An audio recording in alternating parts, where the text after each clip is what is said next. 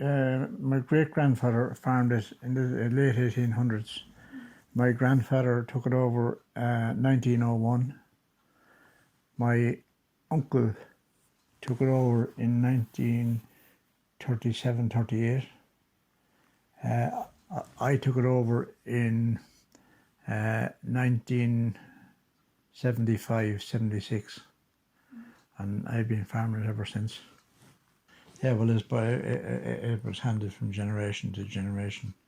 It normally went from the first born son in the family. It was handed down by tradition. Not so much now, because farms have got so big now. It's all about numbers, the numbers game now. Yeah. It's years ago it was a kind of a way of life, but now it's totally different. It's moved on from that.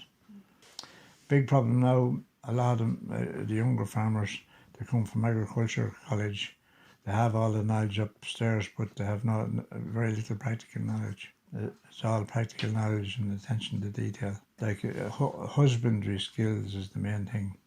If you haven't got them, you're in trouble.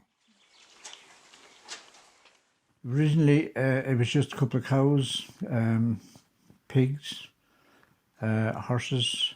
My grandfather and uncle used to do hard work with horses, as in ploughing, tilling, sowing, cutting hay.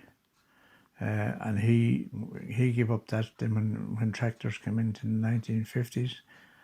He started off with a Ferguson 20, and he went from there. Then as tractors got bigger, he moved out to the hard work, and he went into dairying, milking about 20 cows, 25 cows, and still keeping pigs.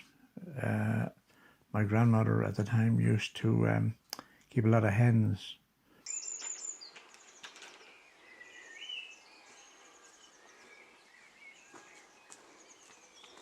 I got my first sheep about 58, and I reared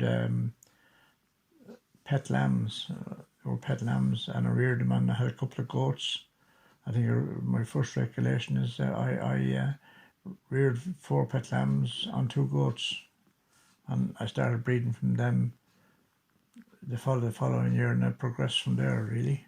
I was doing cattle first, then around 1980, 79, 80, I got into sheep. Within a year I got into pedigree sheep, and I had started off with Suffolks, then I had Texel, Ile-de-France, and a couple of Blue Leicesters. I also, alongside that, I carried pedigree Charley cattle. Well, I've showed sheep all over Ireland. I've showed some in Wales, Scotland. Again, it's a passion. It's not something you get into. You must be dedicated, because the amount of work, people don't realise the amount of work that goes in showing a sheep. And I always classified myself as a reasonably good judge of sheep. I have judged sheep all over Ireland, north and south. I've judged sheep in Wales. I've judged sheep in Scotland. Again, it's a bit of a disease. If you're into it, you'll stop at nothing to win or get a rosette. Like, the whole aim is to produce the perfect sheep, which takes a lifetime really. Like most people that have been in it for years, it's a lifetime's work. My son Paul is probably more involved now, but I still keep my few horses. He's into cattle and sheep.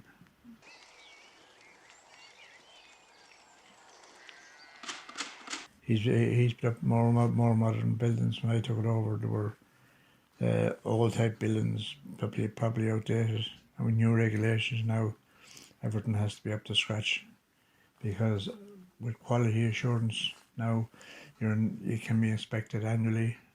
You can be inspected with the Department of Agriculture, as in animal husbandry and how animals are housed and kept. It's basically the same as any business. It's audited on a regular basis. Well, I started off breeding flat. I bought a flat mare and I started off breeding with her, and she produced, I had 4 foals off her. And out of the 4 foals, she had 3 winners. And I changed then and I went to breeding chasers, as in horses to run over jumps, national hunt racing. I was lucky enough. I've had a few, and I'm still breeding them. Probably my best success was with a horse called Yes Sir. Out of 29 races, he was only out the first 3-4 times. I'm very fond of racing. I like to stay at it as long as I can.